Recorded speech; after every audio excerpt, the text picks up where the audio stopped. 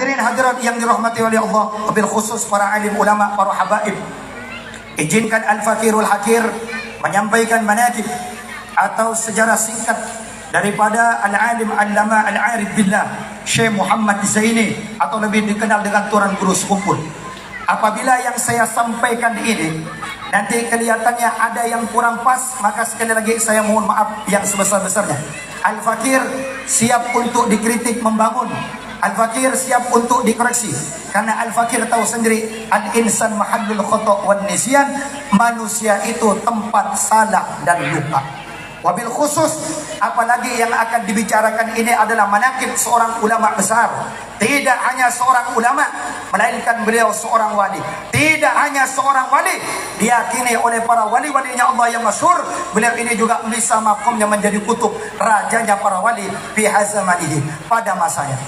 Maka tentunya karena kita ini selaku muhibbin, dan Al-Fakir ini bukan salah satu dzurriyyah atau keturunan dari Syekh Maulana Zaini Abdul Ghani, maka apabila ada silap kata dari saya, kurang lebihnya maka saya mohon ampun, mohon maaf sebesar-besarnya. Wabil khusus kepada para alim ulama, para habaib yang hadir pada malam hari ini. Hadirin hadirat yang dirahmati oleh Allah.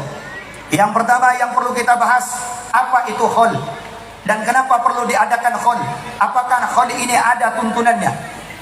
Maka ini perlu sekali kita sampaikan pada kesempatan ini, agar ketika kita mengadakan acara khol ini tidak merasa bahwa hal yang kita kerjakan ini dianggap sia-sia, apalagi dianggap tidak ada tuntunan dari Rasulullah SAW. Khol sebenarnya juga pernah dilakukan oleh Rasulullah SAW. Rasulullah SAW di dalam kitab karya Imam At-Tabari dijelaskan bahwa setiap tahun Rasulullah SAW itu ziarah ke makam Uhud, tepatnya di Shib. Dan ketika sampai ke makam itu Rasulullah SAW menguluk salam. Beliau katakan, Assalamu alaikum bima sabartum fa ni'ma uqbaddar. Ini menandakan bahwa khol itu boleh, ada tuntunan dari Rasulullah SAW. Itu penting, karena nanti takut ada orang bertanya, kenapa mengadakan khol?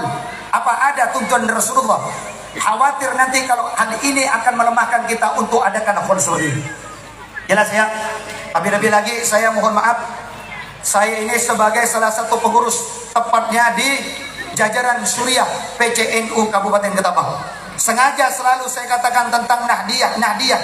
Wabil khusus para Nahdiyin, biar tidak hanya kenal jamaah tapi harus kenal juga jamiahnya. Maka nanti kepada para ulama, para kiai untuk menyampaikan terus tentang pentingnya amalia-amalia ini.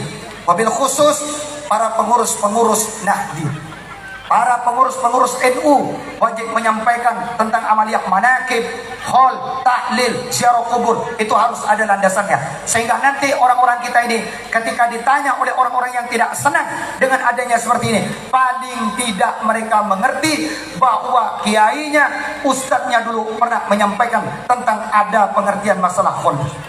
Paham tak paham? Jelas tak jelas? Baik, itu yang pertama. Yang kedua, sekarang kita masuk ke dalam manaqib, sejarah daripada orang yang kita kholi. Karena yang namanya kholi ini tujuannya tidak lain dan tidak bukan adalah untuk membicarakan sosok daripada sahibul khol, yaitu orang yang kita kholi. Untuk apa? Biar kita mengambil iktibar, mengambil pembelajaran, mengambil riwayat hidupnya, kebaikan-kebaikan yang ada pada beliau bisa kita contoh ke depannya. Lebih-lebih ketika kita pulang ini akan menjadikan satu qudwah, menjadikan satu uswatun hasanah kepada diri kita wabil khusus.